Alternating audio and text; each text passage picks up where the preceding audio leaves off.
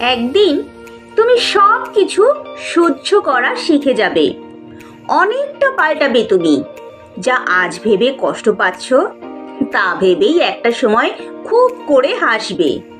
যা আজ করতে ভয় পাচ্ছ সেটাই একদিন প্রিয় হয়ে যাবে। দ্বিধা দ্বন্দ্বে না ভুগে ঠিকই তুমি সাহসী হয়ে উঠবে। ভালো থাকার প্রশ্নে মুখের ওপর জবাব দিতে জানবে। বুঝবে অনেক কিছু যা আগেই বোঝা উচিত ছিল।